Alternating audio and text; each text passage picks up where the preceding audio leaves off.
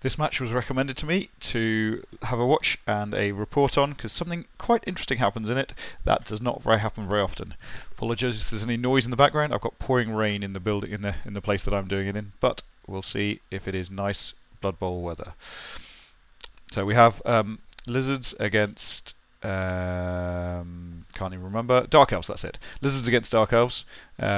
This is sort of a high TV game, so there's actually loads of skills. We've got like a move 8, ag 5 guy there, 745 and so on. So we've actually got millions and millions of skills, but it's not particularly relevant for the fun times that happen. Only 11 players per game though, only 11 players per half. So let's carry on. I'm not going to spoil it as to what happens, but it is certainly good fun. Fantastic. If you look at that one, he's got move. Who was that?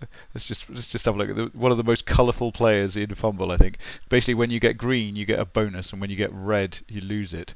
So it looks like Hermes has gained a move and lost a move, lost an armour, gained an agility, and then he's got block dodge and sure hands and break tackle. So he's quite a fun little player there. You do see some brilliant players around. Fairly amount of strength 5 on this team. Hardcore and some nice skinks as well, some colourful skinks as well, which is great. Oh, move 7, another agility 2. I'm not keen on that agility 2. I don't think I'd take it. It seems like bloat to me, but each to their own. All right, let's see what happens. Yeah. So Dark Elf failed to pick up, I think. Can't even remember. Right. So Lizards sort of swarming onto the ball and have picked up the ball. Agility, oh wow, and then threw it to the Dark Elf with an interception there. So let's see if the Dark Elves can make the team safe. Not with skills like that, you can't just wrestle. That's good. And Crocs against the ball. Now that's a really useful tactic actually, and that was possibly a bit of an error by the Dark Elf coach to put the cage next to the Kroxigor. Partly because obviously you can blitz in now, so I'm not sure why he did that. But getting the Kroxigor next to the player with the ball is brilliant, which is why the Rat Ogre and the Kroxigor and the Beast of Nurgle are probably the 3 best big guys, because they've got these skills, Prehensile, Tail and Tentacles respectively, that allow you to tie up the ball carrier a bit. Obviously here he's got these options to hand off, lots of handoff options there, so it's not as big a deal. But it certainly gives you a bit of thinking time necessary. So he's got the blitz in there, which he survived, trusting in the blodge there, and just crowding the ball a bit. Now he's trying to clear out, so use the chain push there to get rid of the Kroxigor from the ball carrier, which is a useful skill to be able to do. And then again he's put the Crocs there. Blimey, it's a whole world of trouble now, that one. So let's see what happens to him. But yeah, being able to get the Kroxigor next to the ball is a great Lizardman tactic. And then chain pushing the Kroxigor away from the ball is a brilliant tactic for anyone playing against Lizardmen. Right, let's see what the Delves are up to now then. Oh, smashing a Saurus. Knocking out a Saurus. And to go through, and that's an interception! An interception for the Kroxigor. That's a brilliant start. Rolling a 6 there. Excellent. So can they... There we go. So interesting thing, if you're playing against lots of sidestep, obviously sidestep only works with empty squares. So there's not a lot you can do about that.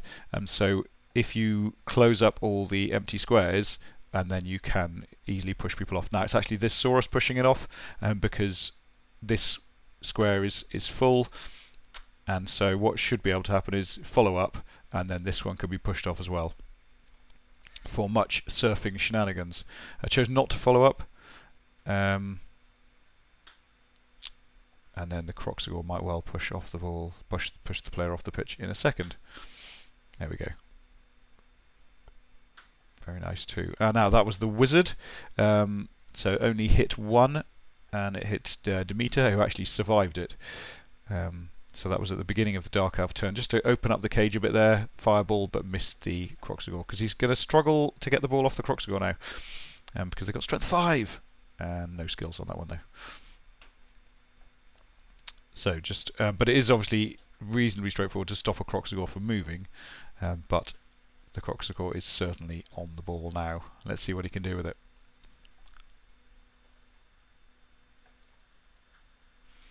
speeding up the progress there a bit.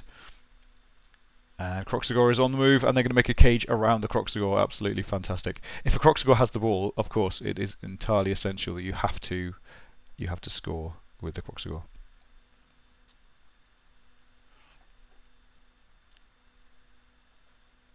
Smashing some Dark Elves just to make life a little easier. And he's got 2 turns left to get to the end zone. Will he make it? Come on, Kroxy, run, run, run!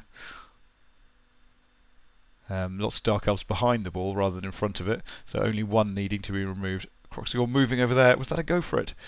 No, he's alright. So, Kroxigor definitely within scoring range. Is he going to be able to get any Dark Elves in the way? Just 2 looks like. So that's quite brave. Man marking. So I guess just hoping for the mess up there. And, well, he's going to sort of force the go for it maybe. There we go. Couple of go for it. Yeah! Touchdown for Kroxigor. So Kroxigor now on 5-star player points for the game. I don't know if anyone could see where this is going. Right, so into the second half, and this time the Lizards receive the ball. And what is the plan for Malmö? Malmö's Lizards. So the win is looking pretty good, but if we know Malmö, then the win is not necessarily what he's looking for. Let's see. Or maybe he's just looking for the win, who knows.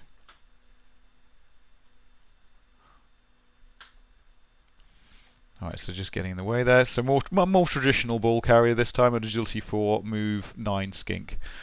So must have gained 2 move. So he's a legend, this one, because he's gained 2 move and he's lost 1 of them. So he's a legend with absolutely load of skills there.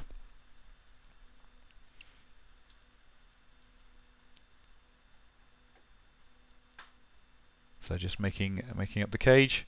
I'm just going to have to, yeah. So Kroxigor going to do a hit in a moment. Maybe get some more traditional star player points. There we go. Just a push back. Dark Elf turn. Is he going to be? Oh, so we're going for the dodge in. So there's an agility 5 dodge in on a 4+, but with dodge. Well, without dodge because of the tackle on there, and pows the ball carrier. Happy days. So good stuff, but the ball, lovely scatter for the skinks there for the Lizardmen. Scatters next to the Kroxigor. It's good news. Now, are the Lizards going to be able to do anything at this stage? Yep, dodge, pick up, and smash. Right, there we go. So this is the way that this is going, in case anyone hadn't realised it yet. We have the Kroxigor on a interception and a touchdown, and now a casualty. Now there's something in fumble called a Lassen. So all that the Kroxigor needs now is a completion, I believe, to perform all of the star player point actions. There's the move player, there's the most valuable player as well, but you obviously don't have any control over that in the game. You don't really over interceptions either. But the perfect Lassen is where you get the MVP as well. But the basic Lassen is where someone completes all of the star player point sort of gaining actions in one game. So let's see if the Kroxigor is going to make this. So in order to achieve it, the Kroxigor is going to have to get a completion, which means obviously handing a ball off to the Kroxigor. And so it depends if Malmö cares more about winning the game or cares more about these ridiculous, foolish stats. Let's see what happens. And there's the handoff. Oh, failed. So he's handing off to the Krox in order to get a completion with the Krox, which is obviously difficult because they have loner. So various types of player have managed Larsens in the past. And there's a whole list on Fumble actually of ones who've done it, but it's obviously more difficult if said player has loner. So let's see how this goes. So the last move of the turn, I suspect, will be a pickup with the Kroxigor. He still hasn't got the ball. Oh, so sad. Alright, see what happens. Dark Elf turn. Ideally the ball would bounce onto the Kroxigor, but let's see if that happens. Oh, Dark Elf's on the ball. Oh, that's very disappointing. There's no sense of fun here at all. Come on, Rory, what are you doing? Alright, so go back and chasing up. Hopefully the Dark Elves will score quickly. And shenanigans will ensue. Right, so it's 1-1. But what it's all about is having the Kroxigor in the backfield. Oh, it's a touchback! It's a touchback! That's what we wanted. Alright, so Kroxigor on the ball. Will he manage the completion? So some stuff will happen. How much blocking is he going to do? Let's just watch this one through at normal speed. Or maybe a bit more than normal speed. I was just watching it through for the normal speed for the sound effects, but there's no real need for that. So what's he going to do here? He obviously wants the win as well. So, oh, he's done the pass! That's up! There it is! There it is. So he's got a completion, he's got a casualty, he's got an interception, and he has a touchdown. So there is the Lassen. And can he pull off the win to join up with the Lassen? Because quite often what happens is, if you are in sight of a Lassen, you abandon everything else in pursuit of it. And to a certain extent he did that because he did the throw in the backfield, but the throw worked and the skink was managed to run up, so he did really well there to put himself in a position whereby he could still score even though he went for the Lassen, which is great. And so can he get the cherry on the cake by scoring the touchdown? Let's have a look. So he's going to hand off to this what? He's going to hand off to that Saurus who's going to blitz through and then do some crazy dodging and score.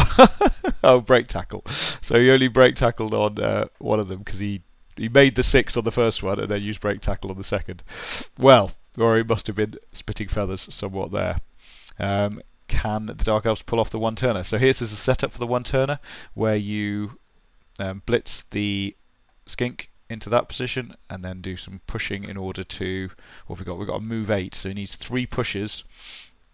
Is that right? No, 2 pushes. 8, 9, 10. 3 pushes. No sprint on him, is there? No, yeah, 3 pushes needed. So let's have a look. Picks up the ball. Use your hands and straight to the agility 5 receiver. Let's just watch this one at normal speed. So pushed into the hole there, and then needs to fill up just this space. So then can block into there. That's the pushback. So there's the first push. And then needs to fill up this space because the second push can come from the diagonal.